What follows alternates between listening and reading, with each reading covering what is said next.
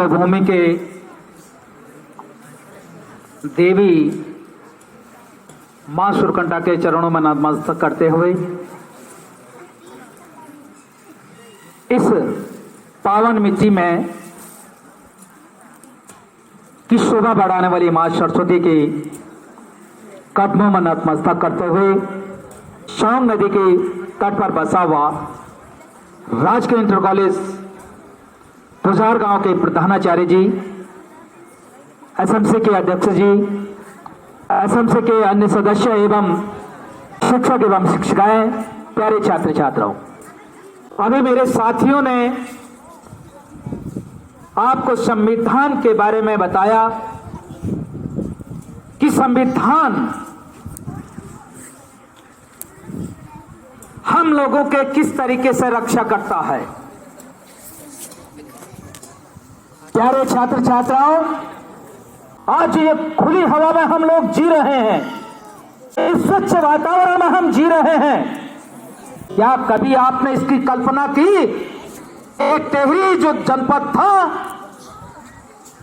राजशाह के अधीन था, राजा के अधीन था, गुलामी की तरह जीते थे, लेकिन कभी अपने पुरखों के इतिहास को पढ़िए।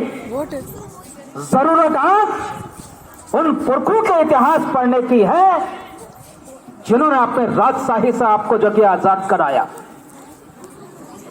जिन्होंने आज इस तरीके से आपको शिक्षा लेने के लिए आपको ऐसा वातावरण दिया। क्या कभी जानने की कोशिश की आपने कि वास्तव में जो अत्याचार जनपद टेहरी में राजा के माध्यम से किया जाता था, आज इस आजादी को किसने दिया? 84 दिन तक सिरदेव सरन इस जनता के पीड़ा को लेकर के भूख हड़ताल पर बैठ गए थे, अपने जान न्यौछावर कर दिए थे। आपको सकलेना पट्टी से लोग रात के घरों में बैठ करके मीटिंग किया करते थे, किस तरीके से हम राजा से आजादी पाएंगे। सुबह अपने अपने जगह चले जाएगा। ये वो मिट्टी है।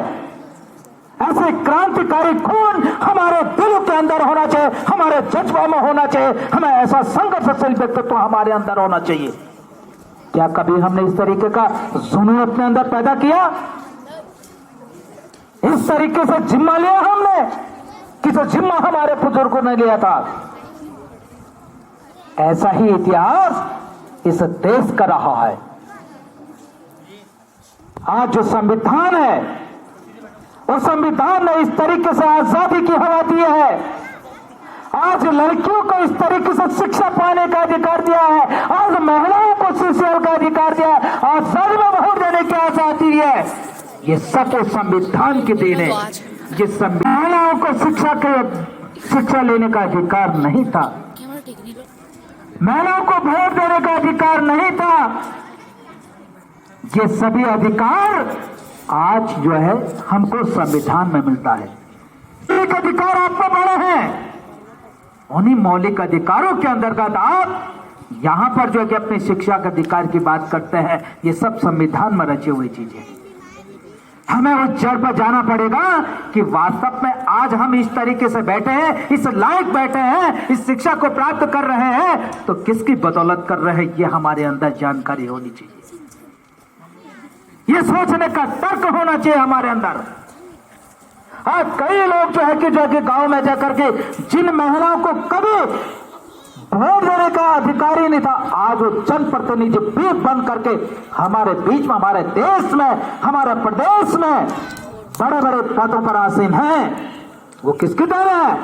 वो संविधान की देन है। वरना आज प्रधान लोग इस तरीके से नहीं होते, क्षेत्र पंचायत इस तरीके से नहीं होते। अगर संविधान में ये चीजें इंगित न होती तो प्यारे छात्र छात्रा, कल के देश के निर्माण करने वाले आप हैं।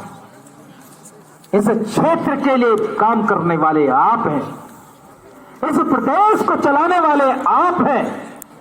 इस प्रदेश को एक नया दिशा देने वाले होंगे तो आप जैसे विद्यार्थी होंगे जिनके अंदर जिम्मा जुनून होना चाहिए और जज्बा होना चाहिए। ये तीन चीज अगर आपके अंदर है तो मैं कह सकता हूं कि दुनिया की कोई ऐसी ताकत नहीं है जो तुम्हें रोक सकेगी। इसलिए अपने अंदर जिम्मा भी लेने का वो बनाइए, जुनून भी पैदा करिए, तब जाके आप सफलताएं प्राप्त पाएंगे। शिक्षा आज जीवन को ही परिवर्तन नहीं करती है, एक समाज को नई दिशा देती है। कभी हमने इस शिक्षा का महत्व को जाना?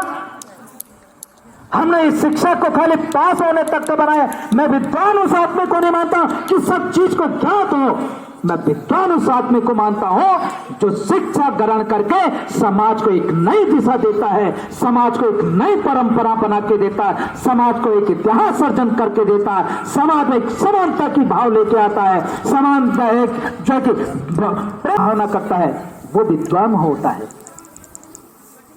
उसके विद्वता उसके शब्दों से बहकना चाहिए, उसके विद्वता उसके चलने से छलकना चाहिए, उसकी विद्वता उसके नजरों से, उसके शरीर से, उसके बोलने से होना चाहिए। वो तब होगा जब हम संघर्ष करेंगे।